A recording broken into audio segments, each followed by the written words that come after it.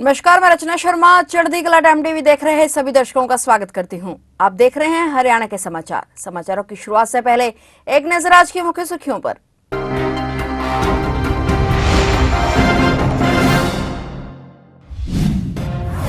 हरियाणा विधानसभा winter session का आज दूसरा दिन। सदन में गूंजा Sandeep Singh sexual harassment case. Vij बोले, मामला कोर्ट में नहीं कर सकते चर्चा। श्रमिकों के संकट से जूझ रहा इजराइल में 10,000 मजदूरों को भेजेगा हरियाणा सरकार की बड़ी पहल। प्रत्येक गांव में जा रही विकसित भारत संकल्प यात्रा। हरियाणा में यात्रा को लेकर भारी जोश।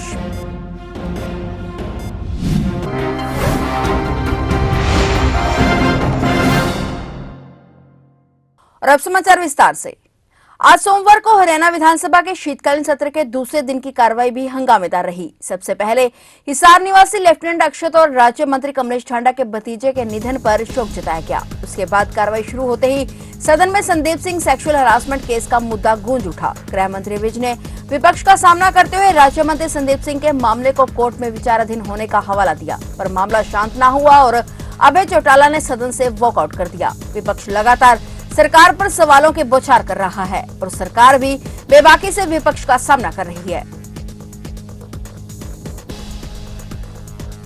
हरियाणा सरकार श्रमिकों के संकट से जूझ रहे 10,000 मजदूरों को इजराइल भेज रही है। हरियाणा सरकार ने हमास के साथ चल रहे युद्ध के परिणाम स्वरूप इजराइल के निर्माण क्षेत्र में जनशक्ति की महत्वपूर्ण कमी को दूर करने के लिए राज्य से 10,000 व्यक्तियों की भर्ती करने की योजना बनाई है। चयन प्रक्रिया का प्रबंधन हरियाणा कौशल रोजगार निगम के जरिए से किया जाएगा। इस पहल का उद्देश्य इजराइल में श्रमिकों की कमी को दूर करने में योगदान देना है। इजराइल हमास में चल रहे संघर्ष के परिणाम स्वरूप लगभग 90,000 फिलिस्तीनियों के वर्क परमिट रद्द कर दिए गए हैं। इसके अलावा इजराइल बिल्डर्स एसोसिएशन कथित तौर पर निर्माण उद्योग में श्रमिकों की कमी को हल करने के लिए भारत के साथ बातचीत कर रहा है।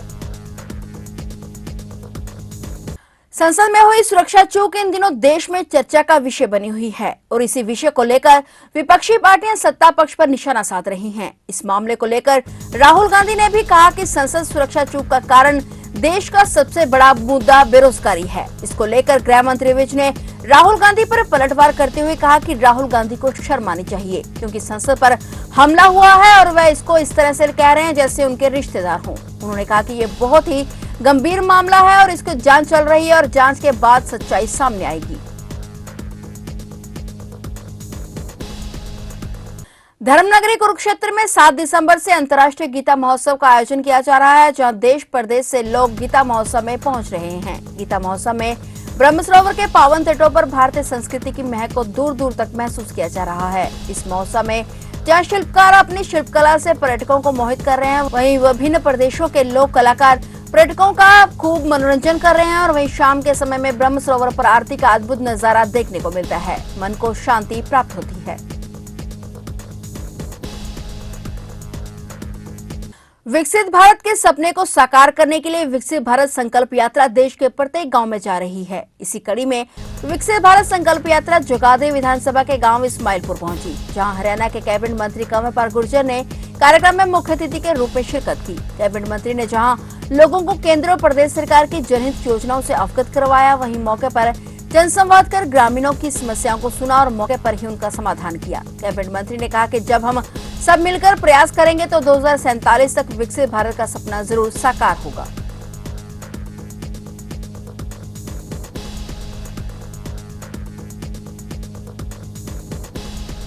आज इस्माइलपुर गांव में ये यात्रा पहुंची और काफ़ी बड़ी संख्या में लोगों ने इसमें भाग लिया और कुछ लोगों की पेंशन और कुछ लोगों के जो बीपीएल कार्ड थे, आयुष्मान कार्ड थे, प्रॉपर्टी के थे, तो यही इसी स्थान पे ही बनाए गए, उनको वो सौंपे गए। और कुछ लोग हैं जिनका वो बनने हैं लेकिन अभी टाइम लगेगा, वो सिस्टम में डाल दिए और जल्दी वो भी मिलकर उनके तैयार दिन उनको मिल जाएगी। लोगों में बड़ा उत्साह है। दूसरी बात यह है कि लोगों को जानकारी मिलती है। मान लीजिए हमने एक योजना शुरू की कि जिसकी आमदनी 1 लाख से कम है और उसको अगर 1800 यूनिट से कम उसका बिल है तो हम 36 रुपये दे के उसका पूरा बिल माफ़ कर रहे हैं, तो उसकी जानकारी मिलती है जब हम बताते हैं।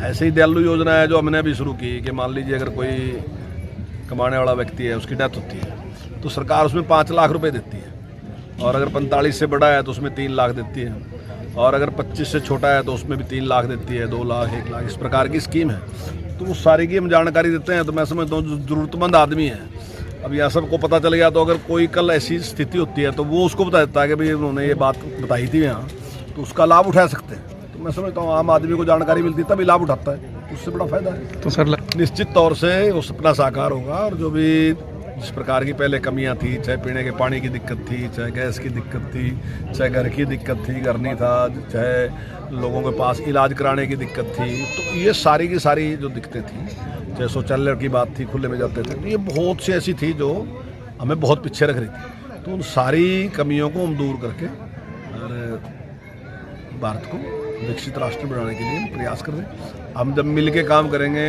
जनता भी और सरकार भी, तो मैं समझता हूँ कि जो माननीय प्रधानमंत्री जी का सपना है कि 2047 तक हमने भारत को विकसित राष्ट्र बनाना, तो निश्चित तौर से साकार होगा।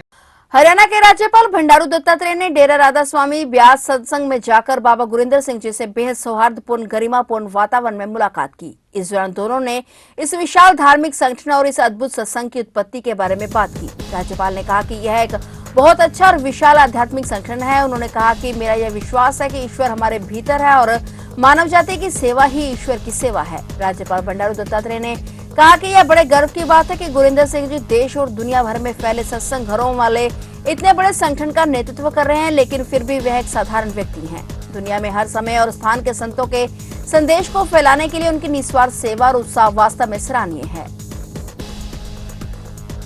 पानीपत शहर में मंचलों की ब्लैकमेलिंग से परेशान 9वीं कक्षा की 14 वर्षीय छात्रा ने सल्फास खा लिया, जिससे उसकी मौत हो गई। कुछ मंचलों ने किशोरी और उसकी नाबालिग बड़ी बहन की स्कूल आने जाने के दौरान की वीडियो बनाकर उसे एडिट कर अश्लील बना दिया, जिसके बाद वह उन्हें ब्लैकमेल करने लगे। इतना ही नहीं, मंचलों ने उन लड़कियों से लगातार रुपए की डिमांड की और लगातार रुपए मांगने की वजह से छात्रा परेशान रहने लगी और उसने अपनी जीवन लीला समाप्त कर ली। मामला पुराना औद्योगिक थाना क्षेत्र के जाटल रोड का है, जहां एक स्कूल में 2 सगी बहनें 9वीं और 11वीं कक्षा में पढ़ती थी। जब दोनों बहनें स्कूल से आती जाती थी तो उन्हें रास्ते में कुछ मंचले परेशान करते थे। इससे दुखी होकर छात्रा ने मौत को गले लगा लिया। वहीं सूचना पाकर मौके पर पहुंची पुलिस ने मामले की बारीकी से जांच शुरू कर दी है। एनसीआरबी की रिपोर्ट में प्रदेश में बढ़ रहे अपराध पर लगाम लगाने के लिए हरियाणा पुलिस ने कई अहम फैसले लिए हैं। प्रदेश में अब दहेज का केस बिना जांच पड़ताल के दर्ज नहीं होगा। मतलब महिला द्वारा शिकायत देने के बाद पुलिस मामले की पड़ताल करेगी और केवल असली आरोपी के खिलाफ ही केस दर्ज किया जाएगा। जांच के दौरान निर्दोष लोगों के नाम निकालते हुए उन पर मुकदमा दर्ज नहीं किया जाएगा। इसके अलावा प्रदेश में जहां भी छात्राओं से छेड़छाड़ के हॉटस्पॉट हैं, वहां पर महिला पुलिस कर्मचारियों को तैनात किया जाएगा। ये फैसले डीजीपी शत्रुजीत कपूर की अध्यक्षता में हुई बैठक में लिया गया। बैठक में महिला सुरक्षा को लेकर विस्तार से चर्चा की गई।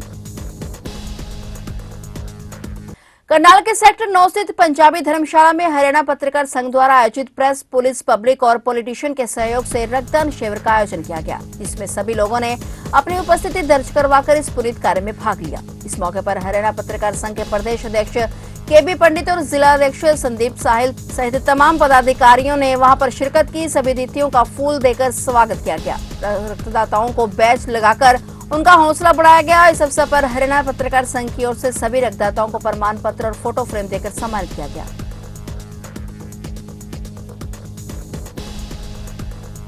किस तरह से आपने एक रक्तदान शिविर लगाकर एक पूरी जाति को, पूरे समाज को जोड़ दिया।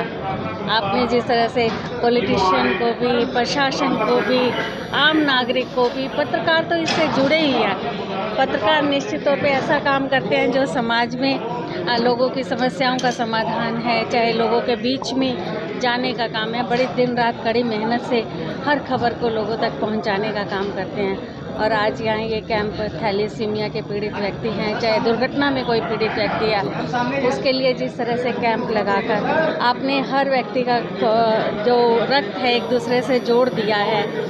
निश्चित तौर पे रक्तदान महादान है और इसे हमें करते रहना चाहिए, जिससे हमारा शरीर भी स्वस्थ रहे और लोगों की सहायता भी होती रहे। आज जिस तरह से एक भावना है कि हमारा जो रक्त है वो नालियों में बहने की बजाय नाड़ियों में बहे, एक दूसरे से एक परिवार, एक समाज स्थापित हो, इसी भाव के साथ आप देख रहे हैं कि यहाँ हर वर्ग का व्यक्ति यहाँ पर मौजूद है, जो एक पारिवारिक माहौल में इस रक्तदान शिविर का आयोजन किया है।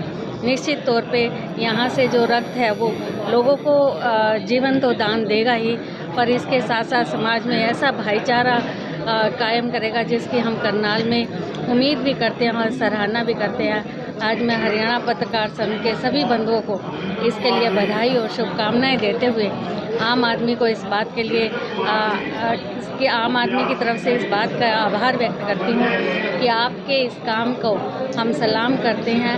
आपके साथ हर तरह से सहयोग हो।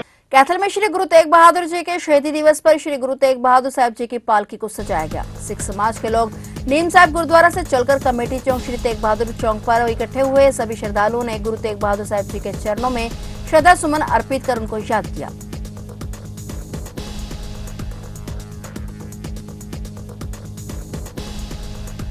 फिलहाल हरियाणा के समाचारों में इतना ही, और नए समाचारों के साथ फिर से हाजिर होंगे। तब तक के लिए देखते रहिए चढ़ती कला टाइम टीवी और मुझे दीजिए इजाजत। धन्यवाद।